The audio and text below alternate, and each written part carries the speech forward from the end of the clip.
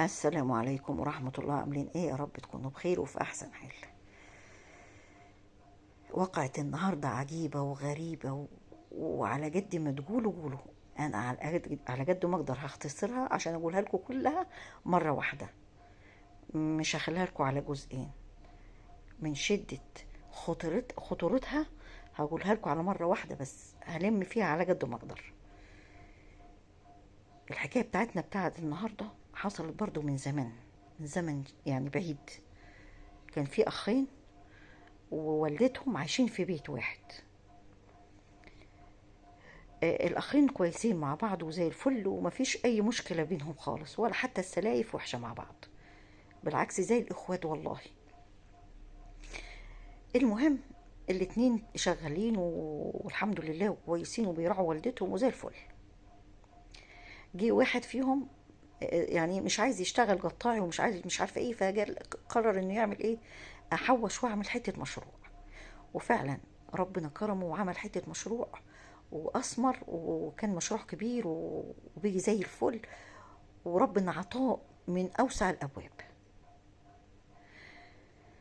فلما ربنا عطاه ما استخسرش في أخوه، قال له يا أخويا البيت معاك، وأنا كده كده ربنا عطاني وسع عليا، وخد انت البيت ليك ولولادك. بس ده في حاجة صح، ما كانش مخلف، ربنا ما عطوش خلفة. وجريوا على الدكاترة وعملوا اللي عليهم والدنيا والدين، بس ربنا ايه ما اكرمهمش يعني، او لسه ميعاده ما جاش او حاجه زي كده. انت يا اخويا اولى بالبيت، انت عندك عيال والكلام، وانا ربنا وسع عليا وعطاني.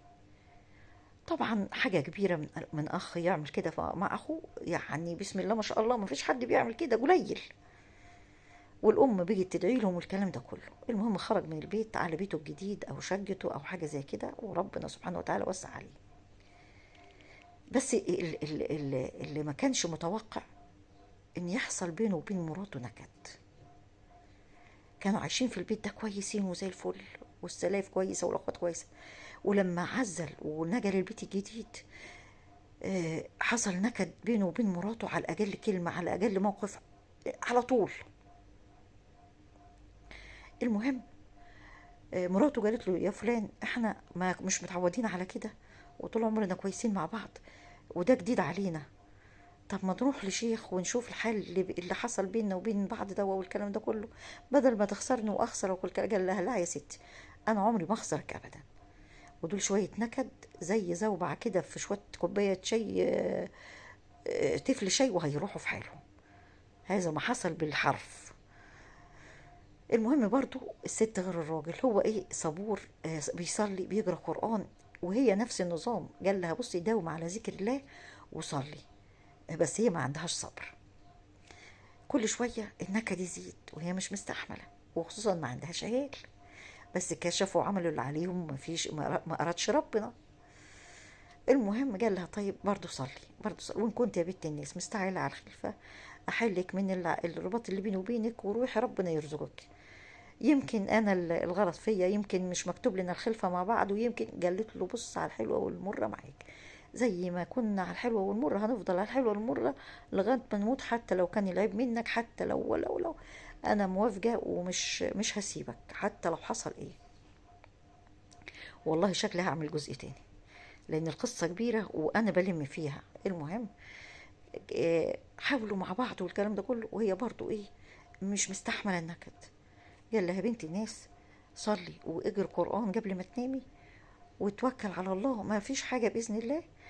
انا مش هروح لحد، مش هعمل حاجه، مش هروح لحد. لو انت ركبتي السما برجلك مش هروح، لا مؤاخذه، لو انت طرت في السما مش هروح. سلمت امرها لله وسكتت، وابتدت تقرا قرآن وتصلي، وسمعت كلام جوزها ورضيت. في حالة الرضا حصل اللي ربنا رايد بيه، وهي واقفة على سجادة الصلاة. والله ما هتصدقوا، مش هتصدقوا، لأن أنا نفسي ما صدقتش. وهي على سجادة الصلاة وواقفة بتصلي، أول ركعة خلصتها، تاني ركعة بتصليها، لقيت وش ظهر لها على سجادة الصلاة، على سجادة الصلاة، متمثل في جسم حرباية، جسم حرباية ووش البني ادمه اللي بصلها في عيشتها. مصدقين؟ انتوا مصدقين؟ انا عن نفسي مش مصدقه. وصفتها بالحرف، بالشعره، بالعينين، بالمراخير، بكله. جت تصلي تاني ركعه عشان تشوف وتتاكد، حاولت تغمض في عينيها وتفتح في عينيها انها تظهر لها الوش ده تاني، خلاص. هو ظهر لها مره واحده بس. خلاص، انا بينت لك مين اللي باصص لك في عيشتك، واذكر الله واحمد ربنا واسكتي. راحت تجري على فلان جوزها ده، يا فلان حصل كذا وكذا وكذا وكذا. قال لها استعيني بالله، وكل ما تيجي فلانه دي عندك، الشخص ده عندك، شغل القرآن واعمل اي حاجة، رش مية وملح، اذكر الله في سرك، ما تبطليش، لكن ما تكشريش في وشها وما تعمليش حاجة. دي هي حسداك على عيشتك، لكن هي مش عاملة لك حاجة. دي حسداكي على عيشتك، وغصب عنها، يمكن محتاجة، يمكن ظروفها، وانت عارفاها كويس، والكلام ده كله. شوف رغم ايه برضو الراجل طاق جدي. يا سلام على الإيمان. فعلا عملت زي ما قال، وكل ما تيجي عندها تقدم لها وتحسن إليها أكتر كمان. ولا حول ولا قوة إلا بالله. المهم، المهم بعد ما قلنا إنها ظهرت لها الحرباية على سجادة الصلاة، وعرفت مين، ومع ذلك برضو أكرمتها ورضتها والكلام ده كله، جوزها نفس النظام، النكد عامم عليها وعليه. كان برضو بيدعي ويقول يا رب اكشف لي الحقيقة، يا رب اكشف لي الحقيقة. بعد ما صلى وجرى في القرآن، مسك الجورنان، بيجرى فيه ويعرف الأخبار. زمان كان كده، كان في جرايد، ما كانش فيه طبعا موبايلات والكلام الفاضي ده. مسك الجورنان وراح ايه فتحه وبيجرى فيه ويتصفح ويشوف الدنيا اخبارها ايه. وهو بيجرى، فجأة، فجأة والله زي ما حكى الحاكي، لجأ وش في الجورنان نفسه، دايرة اتفتحت وظهر وش. سبحان الله العظيم. ومن يتوكل على الله فهو حسبه. بس لقي وش في الجورنان مرة واحدة، ظهر له مرة واحدة. واللي خض الراجل مش الوش، اللي خض الراجل العين. منظر العين صفرة زي صفار الكركم، وبصص له بصة ومش كويسة. راح لم الجرنان وكرمشه بسرعة وراح رماه من الخضة، من الخضة.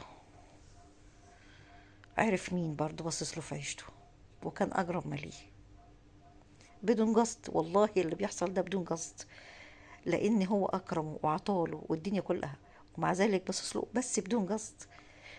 بيحسده ما هو مش عارف. يعني هو لو فكر بالعقل هيحسده على ايه؟ ما ساب له الدنيا وعطاله، والحمد لله ورضاه. ولا ده كمان ما عندوش عيال، والقصة اللي انتوا عارفينها، بدون قصد، لكن هو بيحبه وبيخاف عليه. راح رمى الجرنان من ايده واستعاذ بالله من الشيطان الرجيم، وقام صلى ركعتين لله. مش هكمل الباقي لان الباقي كبير جدا. لا زال معايا ولا اتخاصم معايا، لان عارف ان هو من غيره، من حاجه من غير ما يقصدها. المهم مستعذ بالله والكلام ده كله. وزي ما الست مراته عملت مع الست اللي شافتها ورادتها وعملتها والكلام ده كله، هو نفس النظام. بالعكس، ده زاد العطاء اللي شافه في الجرنان ده، وبيجي يعطف عليه اكتر ويرضيه اكتر. المهم روح البيت، بس حمد ربنا ان ربنا ايه كشف له الدنيا دي كلها. وابتدى بقى ايه النكد يخف. سبحان الله العظيم، ابتدى النكد يخف. ما تحارب بالحاجة بصدقة، تحارب الحاجة برضاء ربنا، ما تحاربهاش بشيوخ ودجالين. المهم روح البيت واتغدى وارتاح والدنيا تمام. مراته بتغسل المواعين في المطبخ وواقفة عادي، سمعت كركبة ورا دولاب المطبخ. ما كانتش اول مره، كذا مره. المهم جريت على جوزها، يا فلان حصل كذا وكذا وكذا، وانا بصراحه ربنا خايفه، فتعالى شوف لي ايه اللي ورا دولاب المطبخ ده عشان ارتاح، فور نموته، اي حاجه نشوف ايه الحل.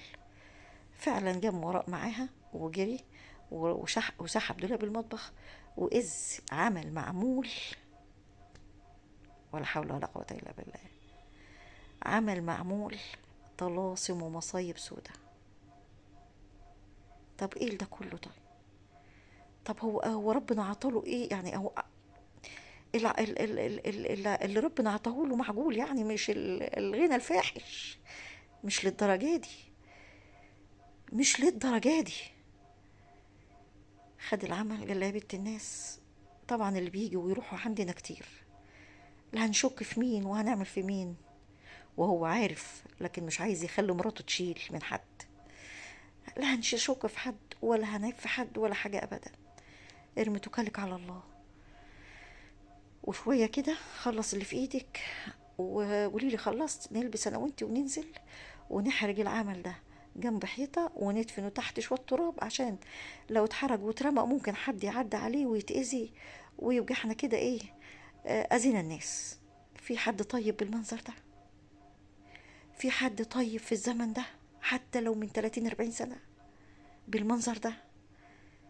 ايوه فيه، بالدليل اللي انا بقوله ده، بدليل اللي انا بقوله والله. المهم خد مراته فعلا ومتمشوا في شارع جانبي، ومسك العمل كأنه ورقة بيحرجها عادي، اتصفت خالص زي الرماد، فحر حفرة كأنه بيدفن ميت ودفنها ومشي. أصل مع شوية التراب هتدوب وخلصت، وجنب خالص يعني بعيد مكان متطرف. وحمد ربنا إن ربنا بيكشف له كل يوم عشان متمسك بيه وما راحش لحد غيره. واللي زاد وغطى، واللي زاد وغطى، واللي زاد وغطى، إن ربنا أكرمه بالخلفة. تقول له معمول له عمل بقى انه ما يخلفش، تقول له مش عارفه ايه، الله اعلم. بس بعد ما حرج العمل ده، بعدها بشهرين مراته اكتشف انها حامل وفي توأم. بعد كده اكتشف انها حامل وفي توأم، يعني شهرين 3 الله اعلم. في قدرة اكتر من كده؟ الشيوخ هتعمل معاك كده؟ الدجالين هيعملوا معاك كده؟ اقسم بالله واقعة حقيقية. ومن يتوكل على الله فهو حسبه، ومن يتوكل على الله فهو حسبه. ارموا حمولكم على الله، هو الوحيد القادر على كل شيء.